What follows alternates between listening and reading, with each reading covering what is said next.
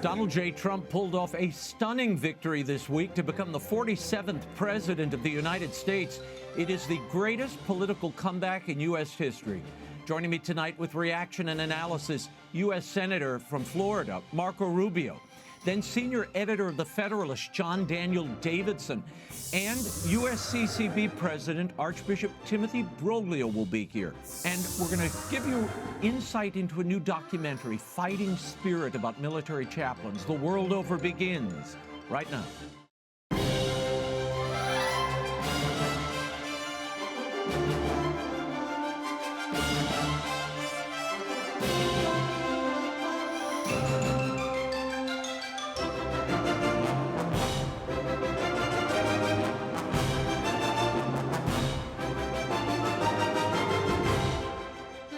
Now, Raymond Arroyo. A warm welcome to all of you joining us in the United States and the world over. We have an important show for you tonight. If you'd like to comment, send me an X post. I'm at Raymond Arroyo and at Real Raymond Arroyo on Instagram. Lots to cover. Let's jump in. President Donald Trump made history this week as only the second president to ever win non-consecutive terms. He did so by assembling a coalition that few expected. For more on what a second Trump term could look like, we're joined by U.S. Senator and senior member of the Senate Foreign Relations Committee, Marco Rubio. Senator, thank you for being here. You campaigned for and against Donald Trump in the past. What did you see this time around on this campaign, Senator Rubio, that made this such an unexpected success? Yeah, well, I mean, it's unlike any campaign in American history, the level of energy and excitement. In fact, I remember commenting on multiple occasions to people on his campaign, to him personally and others, that, like, you know, whoever runs for president 4 years from now, it's going to be boring compared to this. I mean, very few people and figures in American history have been able to draw that number of people. And he hasn't been doing it just in the, you know, you see big rallies at the end of all these campaigns. But this has been going on for years. I mean, he did a rally for me when I ran for re-election in 2022. We must have had 25, 30,000 people stood in the rain to hear him speak and ruin his suit in that rain. And that came down pretty hard in Miami. So this has been going on for a while, just a tremendous amount of energy. You never know if that translates to the polls until Election Day, but it certainly did. It certainly did. No, it's a force. Look, I've commented over the last few years, we will never see a political movement like this again. I mean, this is like Teddy Roosevelt. The acclaim, his power just as a speaker in front of a crowd to get them laughing. I mean, they hang on every word. It is something to see. It's certainly in politics, it's such a rarity. But Senator, the Hispanic vote was a huge factor in this election. Latino support for Trump was up 14 points, according to an Edison Research exit poll from 2020. And the Latino vote is no longer a lock for Democrats. What do you think drove those Latino voters to Trump and the GOP? I mean, he won Latino men by 12 points. I think what drove it is that they're Americans. You know, I think what we have to start grappling with here, and I hope people will start comprehending, is that our primary identity for most people is not your ethnicity or the color of your skin. Your primary identity is that you work somewhere, or you have a small business, or you're raising children. And as a result, you're worried about things like how much it costs to buy groceries, how unaffordable life is at the end of every month. In this economy that we're living in today, how you fear every day you turn on the television and some new story about some criminal from another country that's here illegally, just raped or murdered someone. I mean, those things concern people of all walks of life. And this notion that somehow Hispanics are somehow immune from that and care more about some other issue other than that, I think is a mistake that I think is still being made by a lot of so-called political insiders and experts. I think Donald Trump instinctively understood it, and he campaigned to people who they were, as what their real identity is, as workers, as Americans, as parents raising children, and as people who care about our country. Senator Rubio, there was an expectation that Trump's promise to lock down the border and deport illegal aliens would somehow hurt him among Latinos. It did not. To what do you attribute that to? That I don't believe Latinos or Hispanics. We call them Hispanics on the East Coast, Latinos on the West Coast, but whatever we want to call it. I don't believe Americans of Hispanic descent, how about that, are in favor of illegal immigration. They're just not. The overwhelming majority of Hispanics and or their children came here legally through a process where you had to wait and there was paperwork and so forth. And they're not in favor of illegal immigration. But think about this, Raymond. If an illegal migrant crosses the border, let's say that person was a murderer in some other country, and they come to the United States and are committing crimes here, where do we think they're going? They're not going to Beverly Hills. Okay, they're not going to some fancy community somewhere. They're not going to where all these celebrities live. They are going to Hispanic communities. That is where they are going. That's who they are terrorizing. This gang from Venezuela, they are looking to terrorize Venezuelan communities. That's where they're most comfortable in operating. So the people that are coming face to face with this in real time, not in a documentary, in real time, are overwhelmingly Hispanics and Hispanic communities. So they're not in favor of illegal immigration. And I don't understand how people still can't grasp that just because you come from immigrant roots doesn't mean you are in favor of illegal immigration. Senator, there's a caravan on its way to the United States now. I know the president-elect will be talking to the newly elected president in Mexico soon. Do you expect the Mexican government to cooperate with the United States on delaying or stopping those caravans from making their way up through Mexico?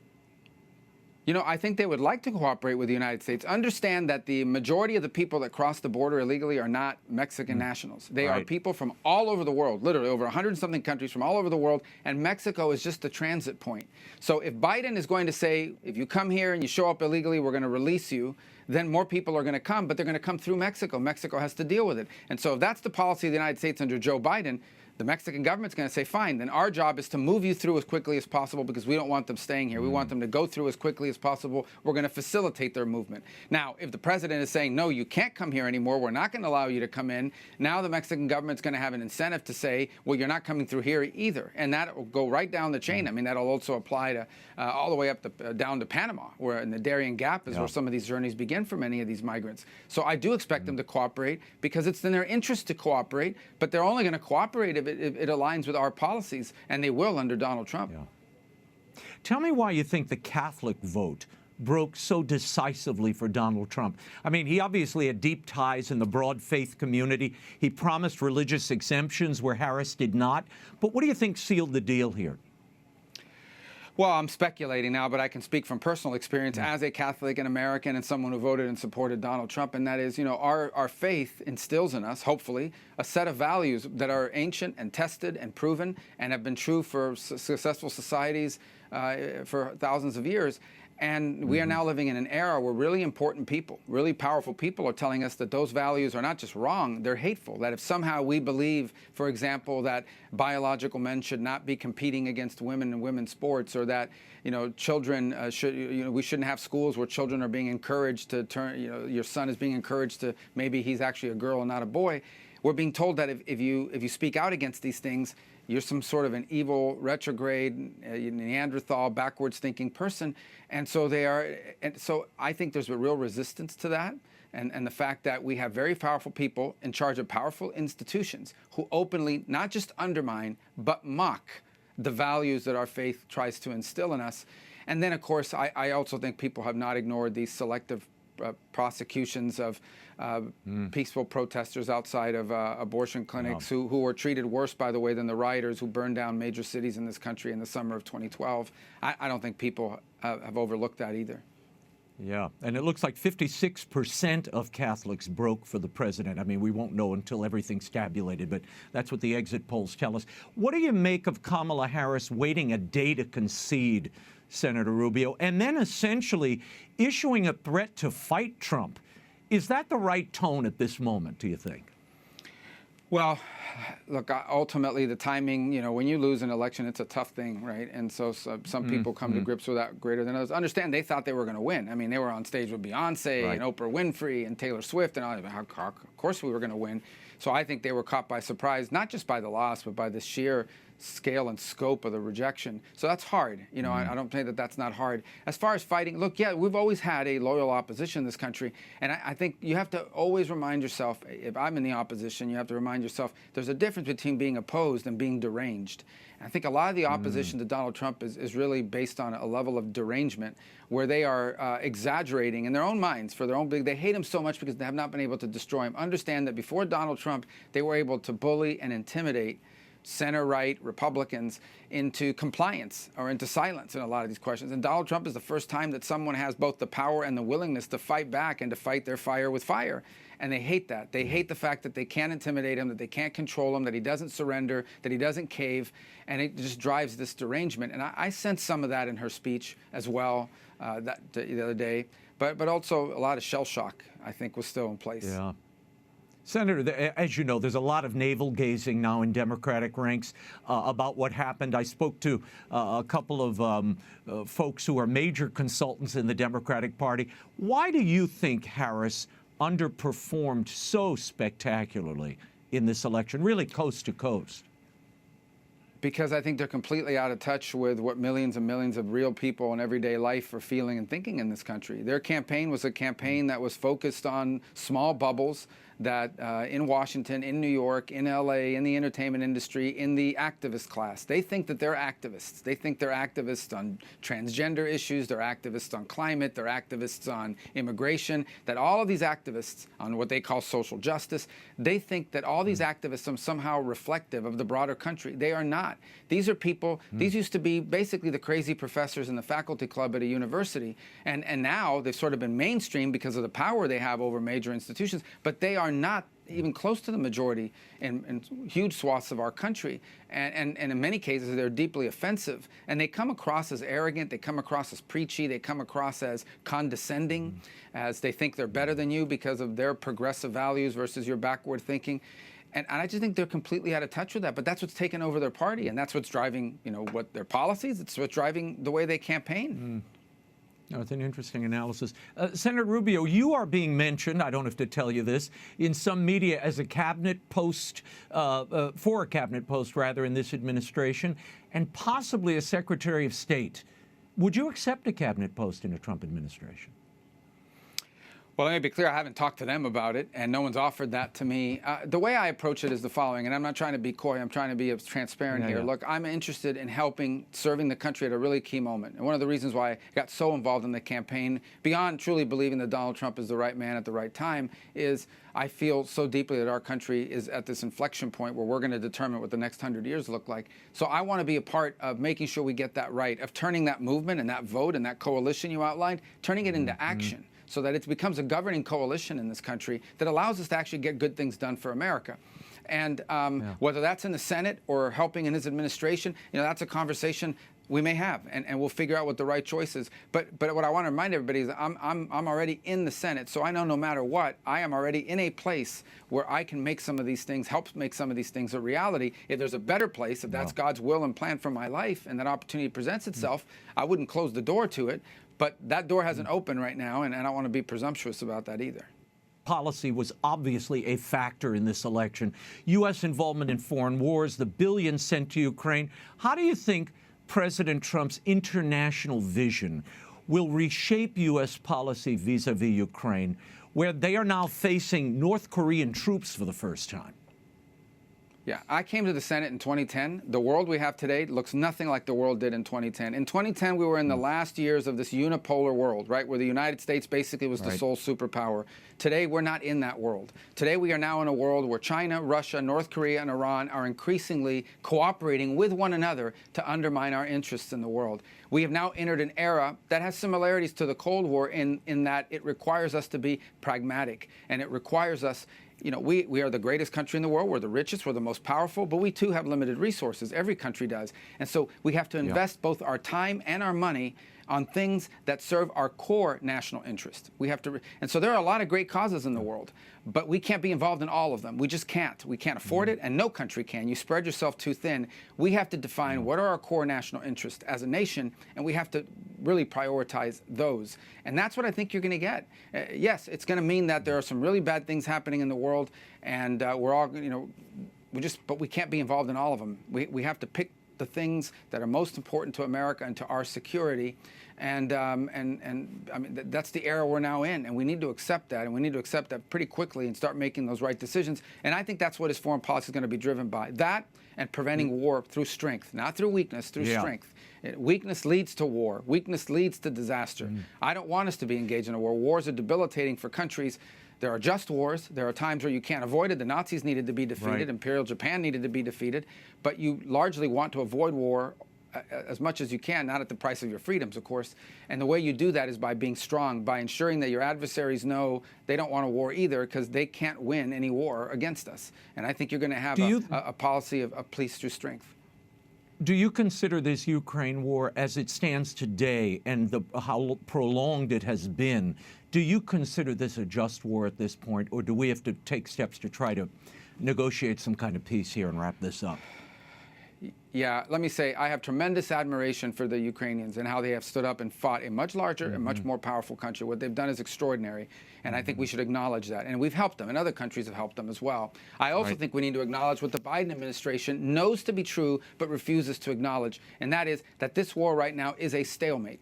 That even if we poured hundreds of billions of dollars into the hands of Ukraine, their ability to defeat a country that is simply just much larger at a scale, they can just make weapons faster, they can just conscript more people.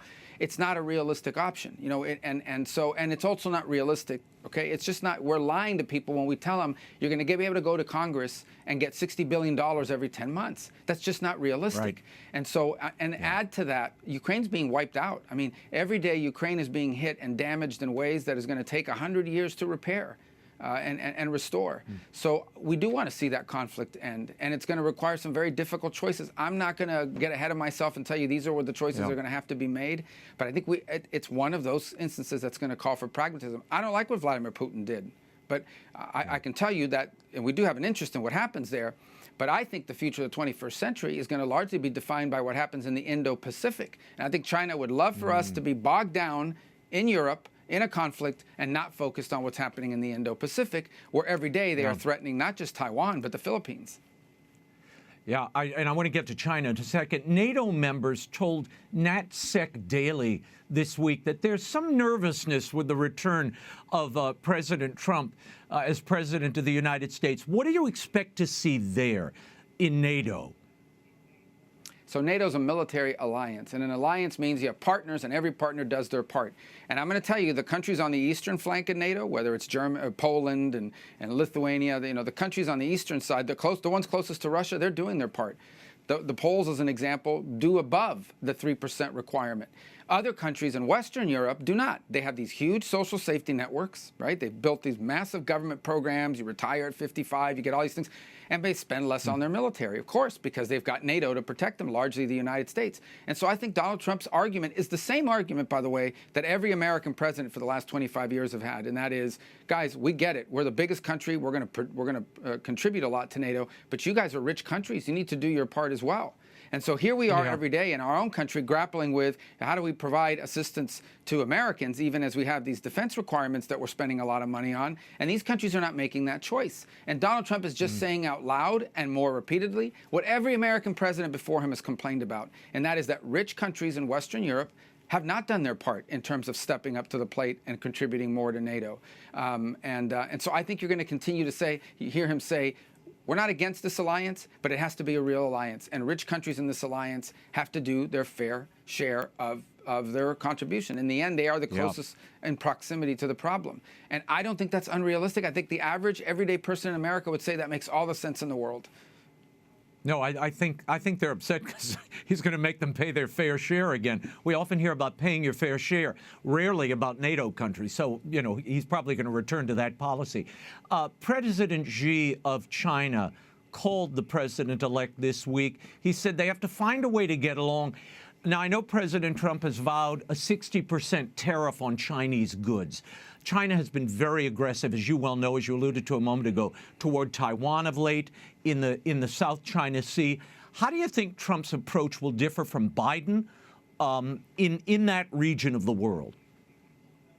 Well, I think one of the things that President Trump understands that a lot of people who have spent time in politics sometimes forget is you can be friendly with someone. Look, China is a big, powerful country. They have nuclear weapons. We have to be able to talk to them. No one's saying that, we're not going to talk to you anymore. It's not high school where you just stop talking to somebody because you don't like them. We have to deal with these people. By the same token, he's also said, look, I mean, you want to put it simply, you're not going to be able to do in America what we're not allowed to do in China. Why do Chinese companies get to do whatever they want in our economy, but our companies do not? How come they get to export whatever they want here, but they restrict what we're able to send there? How come they're able to steal our company's secrets and then open up a competitor and put American companies out of business? On the other hand, they don't get that in reverse. So all Donald Trump is saying is we're going to get along, but we're going to get along in an even playing field, not one in which China continues to be allowed to cheat and steal. Yeah. And get away with things that are bad for America.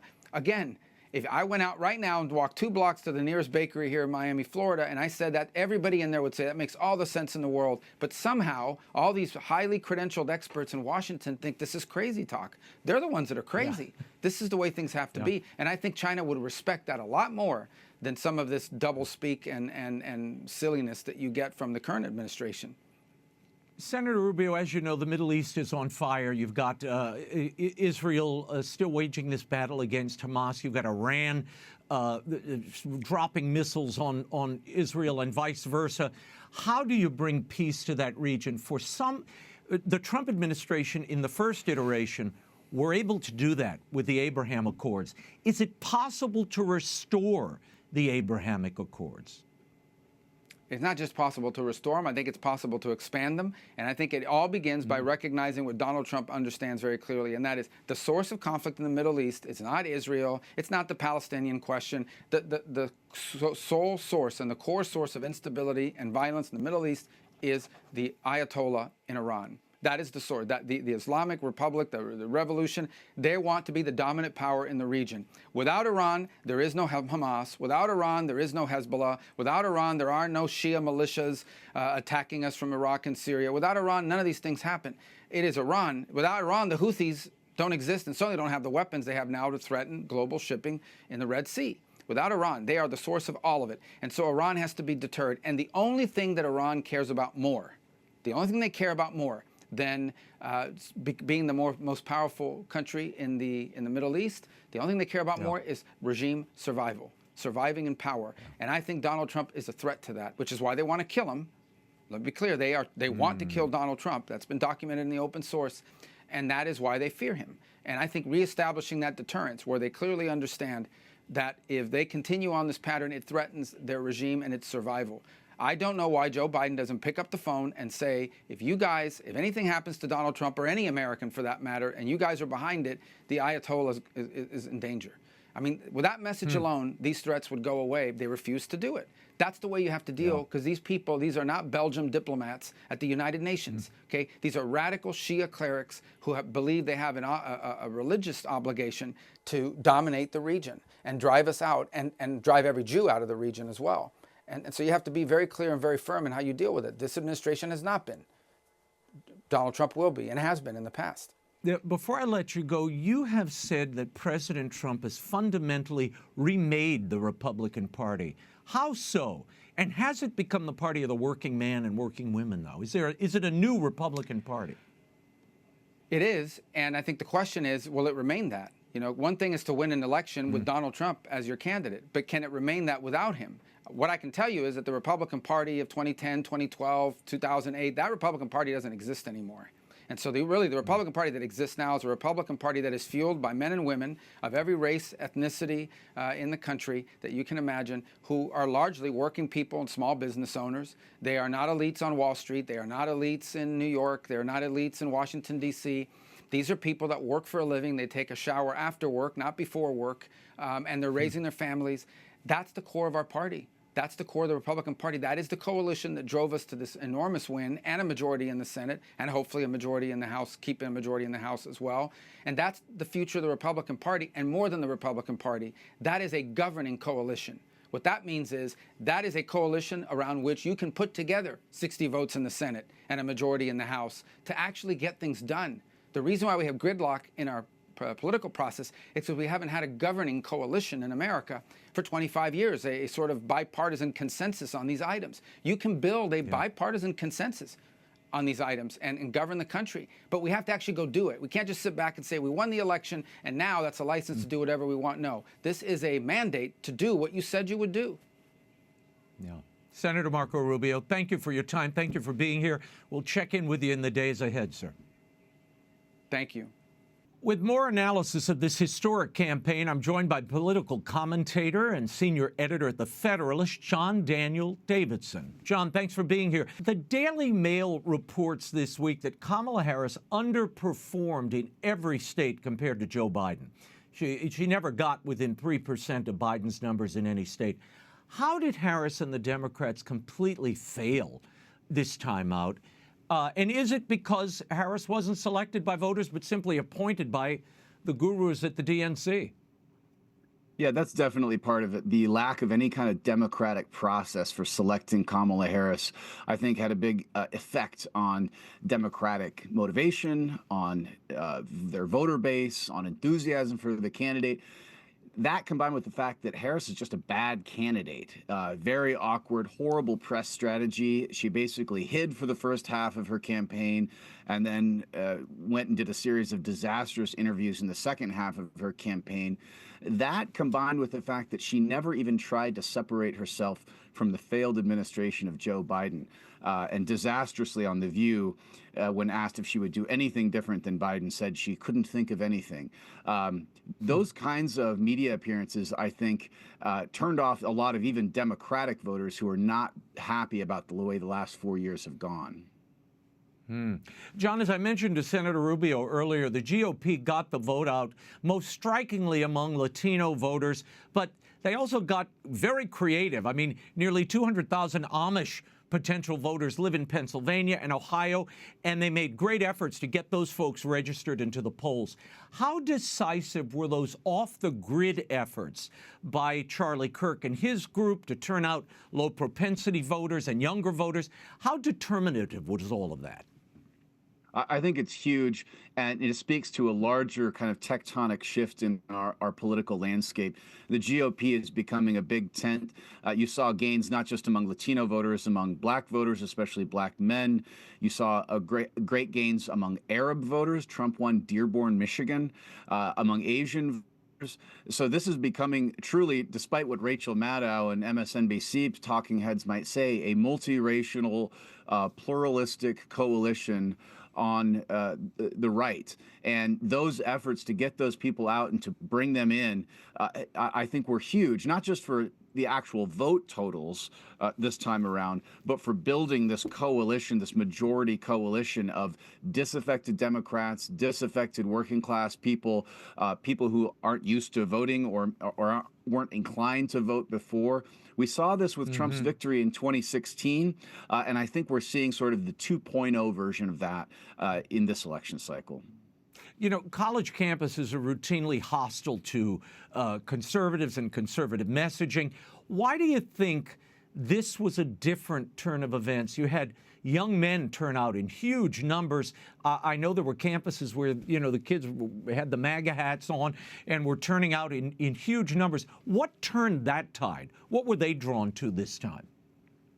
I think it's more that they were repelled and repulsed by the Democrat messaging to young men and the kind of mask-off moment that we're in post-COVID, with the sort of trans insanity, with the obsession with white supremacy on college campuses. The messages that young men get in America today is that they are a problem, that they're not welcome in polite society, that there's only so far that they're going to be allowed to go. And I think that that has turned them off completely to the Democrat Party and to the whole, you know, we also got the scolding about toxic masculinity that's been going on for years. The Democrats in the Harris campaign really ramped that up. You got scolding from the Obamas, the last person anyone wants to hear from. And I think that just turned young men off, especially the 18 to 29 demographic broke heavily for Trump. Yeah, and then, of course, there was also abortion really became Kamala Harris's signature issue this election season. She thought that would turn out women, and it didn't. Why do you think that messaging worked in 2022 but failed this time? It certainly didn't inspire men to go to the polls. I think part of it is that people started to see through the lies of the corporate media and the Harris campaign. They can only repeat so often that Trump is going to institute a nationwide abortion ban for that to be countered by Trump and his surrogates saying, no, this is a state's issue. And I know that turned off or, you know, sort of upset some conservatives inside the Trump coalition. But I think what it did was kind of nullify that messaging from the Harris campaign. Everybody kind of knew it wasn't true that Trump was going to institute a nationwide abortion ban. And this was just sort of like performative outrage on the part of Democrats and their courtesans in the corporate press. And so the message, I think, just fell flat for a lot of people. Yeah, there were also abortion ballot issues all across the nation. I mean, there were 10 of them. And in 4 of those states that actually went for Trump, they expanded access to abortion. And then there were 3 others where, notably Florida, Nebraska, South Dakota, where those abortion bans were upheld. Why do you think there was that split in the voting, where they supported Trump and some voters also expanded abortion coverage in those states? Yeah, I think this goes to the point that I made earlier about this coalition, this Trump coalition being a diverse group of people, not just ethnically and racially diverse, but in some ways ideologically diverse, religiously diverse. You're going to have different results in different states, and Trump has talked a lot about this on the campaign trail about how it should go to the states, and it'll be different. Some states have different demographic makeups. They have different things that are on the ballots, and the ballot process is different. And this really is a question from the Trump campaign's perspective that should be decided by the political process, not the judicial process. As a conservative and a Catholic myself, I don't agree with that. I think abortion should be banned under the 14th Amendment, but I recognize that my position is not the majority position, or it's not a uniformly held position on the right, and certainly not in the Republican coalition.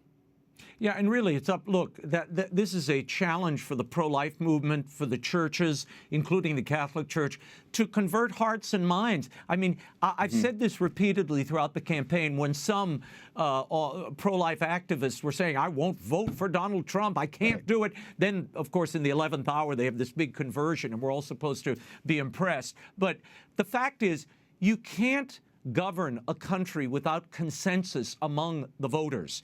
And you don't have consensus on this issue, even among Catholics. So if Catholics can't agree that they're a pro-life people and won't at least absorb and defend that basic human right, you can't expect some politician who doesn't even share your faith to somehow be the new pope and just legislate by fiat. That's not how it works in any elected democracy or republic. I want to press on about the women vote. There was a big narrative that went out earlier in the campaign that Kamala Harris would win the female vote. As it turns out, 53% of white women broke for Trump. 47% of women over 45 broke for Trump. To what do you attribute that to? Why do you think there was, first of all, that narrative, and what do you think dismantled it? What was the issue that drove them? I don't know if there's any one issue that drove them so much as a tone that drove them. I think women, just like young men we were talking about earlier, are tired of being lectured to by Democrats, tired of being lectured at by the ladies on The View about what they have to think and what they have to support and what they can't support. That's not the American spirit. You know, no matter if you're a man or a woman, Americans don't like being talked down to the way the Democrats and the corporate press has increasingly taken to talking down to them. It's that combined with the fact that I think a lot of Americans and a lot of voters just started realizing that so much of what the media was saying wasn't true. They were being lied to, and they were being lied to in really brazen, obvious ways that were easy to see through, especially now as the democratization of media and information with podcasts and with Twitter and social media and outlets like yours and mine provide counter narratives and provide counter arguments that I think a lot of people are paying more attention to now, and so they just weren't buying it. Well, look, we're in an age where it's no longer about these institutions anymore. There was a time where once the Tiffany network of CBS, you know, when we were growing up, that was the gold standard. Or CNN. My goodness, this was like people coming down from Mount Olympus and proclaiming the truth to you. Those days are over. And now there seems to be a closer bond between individuals that people trust and those operations that are often renegade and over the internet. I mean, whether that's Joe Rogan or Theo Vaughn, I mean, they're following very different voices now than in days gone by. How has that reshaped what we're seeing now and the political reality? And how does the DNC and the Democratic Party recover after this kind of loss, John? It's reshaped everything. The media landscape is totally transformed. The legacy media, I think we can safely say, is dead, if not dying right now, and deservedly so. Networks like CBS News that deceptively edited that Kamala Harris interview, they should be broken up and sold off for parts. And I said this in my column at the Federalist today. If Lauren Powell Jobs wants to run the Atlantic as a vanity project because she's bored, that's fine. But let's not pretend that the Atlantic is some bastion of American journalism anymore. It's a joke. They make up stories that are transparently false. And people get that now. And so we're going to see dwindling audiences at these legacy publications and people gravitating exactly as you say to individual voices that they trust, whether it's Joe Rogan or Theo Vaughn or Tucker Carlson. All of the changes that have happened over the past 4 or 5 years in our media landscape have all mitigated away from a monopoly on narrative that the legacy press has exercised in America for too long. And that's a good thing. And I think until the DNC and the Democrats reckon with that, and realize that they're not going to be able to lie and gaslight their way through elections anymore, they're going to keep losing. John, final question. What was the determining factor, you think, this time out? Why was Donald Trump able to beat history and become only the second president to win a non-consecutive term? Not since Grover Cleveland in the 1890s have we seen anything like this. There's a lot of reasons, but two main reasons come to mind. One is that people remember what life was like under the first Trump presidency. It wasn't that long ago. Our dollars went further. There wasn't chaos in the world. The border was secure. Crime was down. These are like things that, you don't have to be an expert to notice that, right? You notice it every time you go fill up your gas tank, every time you go to the grocery store. I think that's one thing. The other thing is I think the lawfare and the persecution of Donald Trump backfired on Democrats and the deep state. People could see after a certain number of years of this ongoing bogus lawsuits and prosecutions and indictments that this was not fair. It was fundamentally rigged to get Trump in prison, to force him out of a re-election campaign. Americans don't like that because we can easily see that kind of apparatus coming after us, like normal people who don't have the power and prestige that Donald Trump has. And I think that radicalized some people against the media Democrat deep state complex and made them more amenable to Trump for a second time around. John Daniel Davidson of The Federalist, I tend to agree with you. I think, people are not stupid. People see through these things. They feel reality, and they can see. They're very wise and savvy. They can see through false narratives and people who are selling them something that's just not true. Thanks for being here. We'll talk to you soon. Thanks for having me. He leads the Archdiocese of the Military Services and currently serves as the president of the U.S. Conference of Catholic Bishops. To talk about the outcome of this week's election and the USCCB statement, please welcome back to the program Archbishop Timothy Broglio. Your Excellency, thank you for being here. You all issued a statement on behalf of the USCCB, or you did rather, the day after the election. I want to read a little bit of this to you. It reads, I congratulate President-elect Trump as well as the national, state, and local officials who campaigned to represent the people. Now we move from campaigning to governing. We rejoice in our ability to transition peacefully from one government to the next. As Christians and as Americans, we have a duty to treat each other with charity, respect, and civility, even if we may disagree on how to carry out matters of public policy. Your Excellency, first of all, were you and the bishops concerned that there might be violence or unrest in the wake of this election, and are you concerned now? Well, at the time, that I think that because of the experience 4 years ago, there was that concern. And, I think one of the things that we've always prided ourselves on in this country is the peaceful transition of power. And, we hope that continues to be the norm. And so that was one of the reasons why the statement praised this democratic transition. Your Excellency, what are your priorities going into a second Trump administration for the conference? Well, the priorities of the conference really remain unchanged. There is, of course, the concern for the dignity of the human person from the moment of conception until natural death. That remains a preeminent concern of the bishops. There is also a tremendous concern for the poor in this nation. You know, we are a very fortunate nation, and we have many advantages, and yet sometimes in our large cities we see tremendous numbers of homeless, and we know there are other people who have difficulty making ends meet at the end of each month. And so we want to be mindful of them and to try and help them, certainly through charitable outreach, but also through perhaps trying to find solutions to the root problems that keep people in poverty. A third concern would be trying to reform the migration policy, or the law of migration in this country, so that migration can be orderly, that it be legal, and that some of the unrest that we've experienced at the border can be resolved. And I think coupled with that is a concern for the role that the United States plays internationally. And so we should be able to try and address some of the issues that force people to consider leaving their homelands to go elsewhere. Yeah. If we could help resolve some of those problems and questions, that might be another way from the outside to lessen the tension at the borders. Right. Your Excellency, the Trump administration, as you know, has supported the distribution of abortion pills in the U.S., and the president has this IVF mandate. How will you broach those issues with the new administration? Well, we'll certainly try to continue to reiterate what the church teaches, that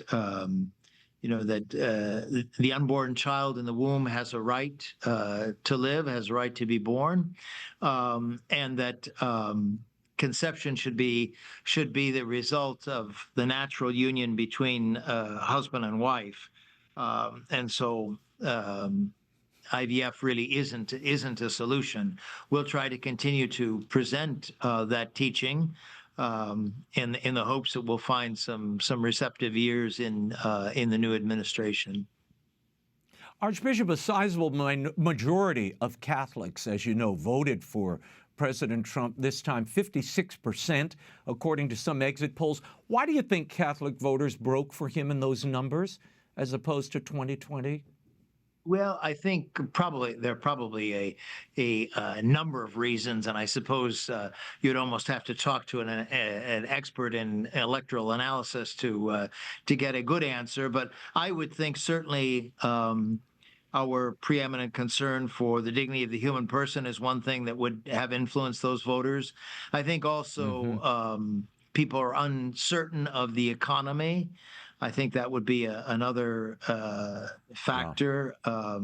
And I think also, in a very real sense,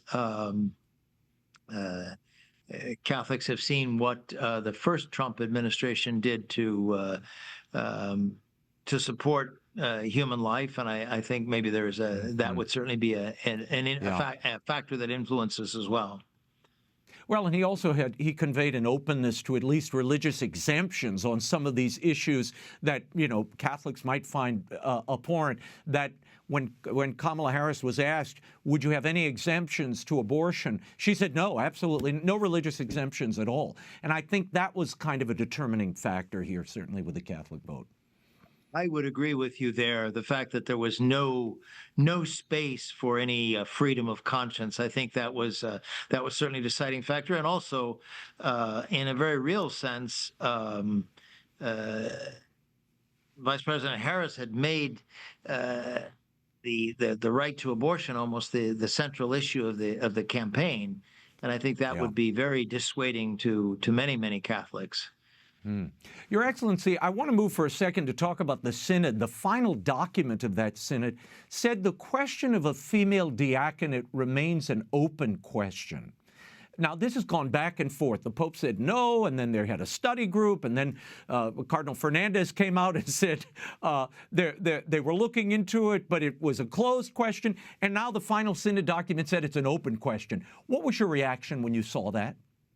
Well, I was very surprised to see it, and of course, as you probably know, it received the largest number of negative votes. That number of the final document, and I think that's because many of the participants in the synod felt that it was not an issue that was really that was still open. I think both St. John Paul II and also Pope Francis have made it very clear that that this is not an open question, and so I think there was almost surprise to see that issue classified as still being open in the synod document. Yeah. Your Excellency, you made headlines last week when you said that involving laity in diocesan-level decision-making would be critical to implementing the synod recommendations. You said, quote, there was a feeling that there should be a certain regularity to gatherings. So perhaps that would be a way to invite people to participate more directly in the life of the church, and especially in the notion of decision-making and walking together. Archbishop, what does that mean practically? Well, I think it means, of course, in this country, the bodies that are used for consultation in the church function, which is not true universally. But we do have diocesan pastoral councils, we do have presbyteral councils. Certainly, we have finance councils, and so those organizations do participate in the decision-making process.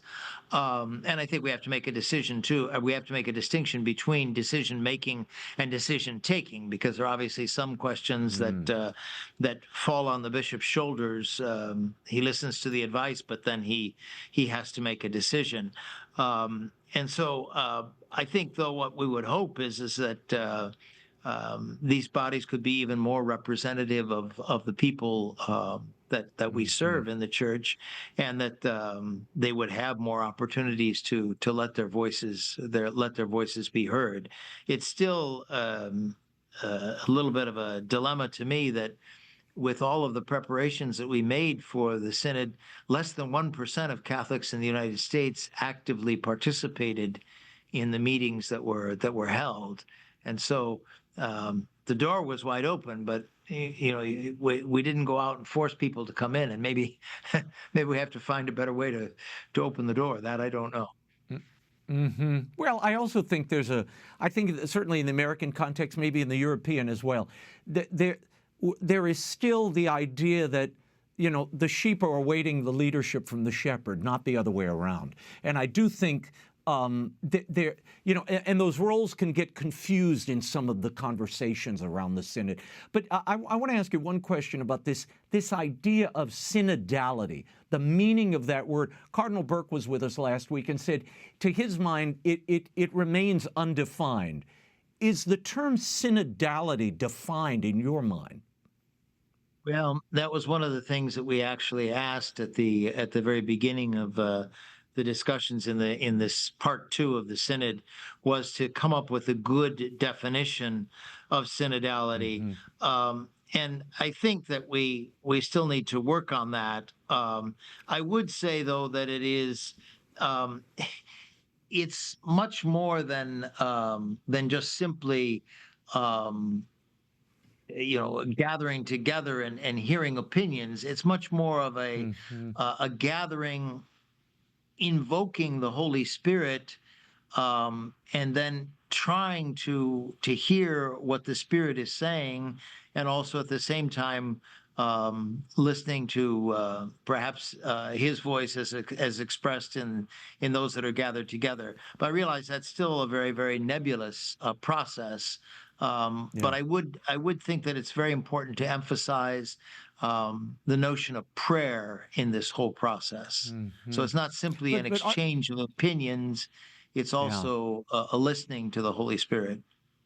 Yeah, Archbishop, I think this is where, from the lay perspective, my goodness, I could read you some of the emails I get. Because people are just confused because when they heard the term synod, certainly throughout my whole life, a synod is when bishops got together and prayed and shared their informed spiritual opinions with one another, not laity and, frankly, uninformed young people and non-Catholics coming together. And so that notion of a synod has been transformed, it seems, in the last few years, no?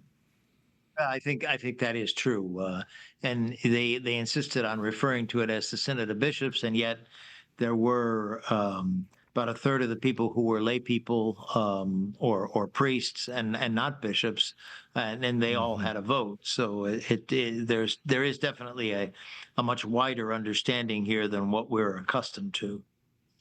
Yeah, well, we shall keep our eyes on it in the days ahead. Archbishop Timothy Broglio, thank you for your time. Thank you for being here. You're very welcome. Thank you for the opportunity. He's a veteran film producer and Paulist Productions board member. After producing more than 25 films, he's making his directorial debut as co-director, producer, and screenwriter of a new documentary, Fighting Spirit, a combat chaplain's journey. Please welcome to the program Rich Hull. And also with us, nephew of Father Emile Capon, Ray Emile Capon. Thank you both for being here. Rich, I'm going to start with you. Together with Paulist Productions, the U.S. Army Chaplain Corps and executive producer Chris Pratt came together to make this documentary, Fighting Spirit. Give me a sense of what compelled you to tell these stories of combat chaplains, and how did Chris Pratt get involved? Well, first of all, thank you for having us on today and giving us the opportunity to talk about this movie. It's been a 4-year journey for me, and I guess the word journey is in the title of the film, and so I took my own journey here. And I was brought in because I had made a documentary years ago with Halle Berry about Black soldiers that had fought in all the U.S. wars we ever had, called For Love of Liberty, the story of America's Black Patriots. And Halle and I won the NAACP Image Award and some other awards. And so Paulist brought me in because they wanted to make a documentary, a story about military chaplains, and they thought maybe I would have a bit of trust built up with the military, and that ultimately led to the military becoming involved, which you want to have happen on a movie like this.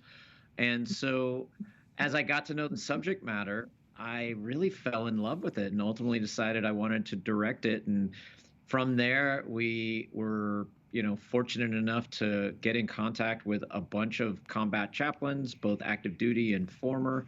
I had remembered a story that I had seen in the movie Black Hawk Down about a former Army Ranger turned combat chaplain named Jeff Strucker, and he agreed to be a partner in this. Chris Pratt agreed to be our partner, which checks a lot of boxes for Chris, and the Army Chaplain Corps, as you mentioned, agreed to be our partner. People just kept saying yes and yes and yes. It created this groundswell, and now the journey kind of comes to an end when the movie comes out for Veterans Day this weekend in theaters. I want to give folks a sense of what they'll be seeing here. Here's a bit of the trailer for Fighting Spirit. Watch. For over 200 years, combat chaplains have provided the bedrock of care for every branch of the military. Our chaplains are non-combatants. They go into a battle space without a weapon. You have to be fearless to do that. That's me, comforting the injured soldier when I was a chaplain. But after I left the military, I struggled to make sense of my experiences when I got home. Justin was definitely a different person when he got back. And then, something completely unexpected happened. Long-lost Army chaplain has finally been identified 70 years after his death. Chaplain Emile Capon was one of the most famous, most heroic combat chaplains in history. As I had been there for so many others on the battlefield, I knew that I should be there when Chaplain Capon was laid to rest. And maybe it would help me sort through why I was feeling so lost. As I set off, I felt I was being led by the inspiring stories of combat chaplains of all faiths who came before me. Chaplain Litkeep carried over 20 men for evacuation. The 4 chaplains from the Dorchester, that is one of the greatest examples of chaplaincy. I came to this moment where I realized it's time for you to stop preparing warriors to meet the enemy and start preparing them to meet eternity. Being a chaplain is a quiet profession of service, and chaplains rarely make headlines. So I was shocked when I realized that people from all over the United States came together in the spirit of Emil Capon to honor him, and to honor the service of every one of us who has ever accepted this calling. After 70 years, the remains of U.S. Army combat chaplain Father Emil Capon were identified and brought back to the U.S. He's among 419 U.S. military chaplain heroes who have given their service, their lives in service to the nation. John Paul II declared him a servant of God in 1993, and his cause for sainthood continues. Ray Capon, Father Capon, of course, was your uncle. Now, I know you never knew him, but you certainly heard the stories told to you by your grandmother. Give me a sense of where his cause is today. As of right now, yes, he's still classified as servant of God. The next step up would be venerable status. And that was going to be voted on, and then COVID hit. And of course, like everything else, everything got put into lockdown, and that stopped. As of right now, the vote should happen either at the end of this year or the first part of next year. The feeling that we're getting from everybody is they're pretty sure that will probably go through, which will then start moving things forward as far as more investigation on the Vatican side into the miracles. It just gives it a step closer to possible sainthood. I mean, I tell everybody he's a saint as far as I'm concerned. It's just waiting on a signature on a piece of paper. Rich, what's been the response to the film? And what are you hearing from audiences and other veterans? You know, it's really been powerful for me as a filmmaker, because when the lights come up in these theaters and you look around the room, you see a lot of emotion. And I think for military audiences, I think a lot of that emotion comes from, at first, kind of tapping into their own experience in the military. And by the end of the movie, they're tears of joy, because I think what they've said to me is, well, this gives voice to my experience in a way that I probably couldn't have on my own. And it helps my friends, my family, my community understand what I really went through. I think for faith-based audiences, it's a little bit different. I think it's really a unique situation where people truly get to live their faith. I mean, chaplains come from a particular faith, and all faiths are represented in the chaplain corps. But when you're on the front lines as a combat chaplain and there's bullets whizzing by your head, you're dealing with very life and death issues that are very existential, and you're dealing with soldiers of all faiths and no faiths. And so you really have to find a way to put your faith into practice in a way that other people can relate to. Well, Rich, Ray, thank you for being here. We will leave it there, and you can find out more about Fighting Spirit, a combat chaplain's journey, and how you can see it. Visit fightingspiritfilm.com. Thank you, gentlemen. Thank you very much. Appreciate it. That is all the time we have for now. Until next week, a very happy Veterans Day to all of our veterans out there. We ask you to remember and pray for them and honor them for their sacrifice, which goes on throughout the year. That's all the time we have for now. Be sure to tune in next week. Until then, we'll be scouting the world over for all that is seen and unseen. On behalf of the staff and crew of EWTN News, thank you for watching. I'm Raymond Arroyo. Bye now.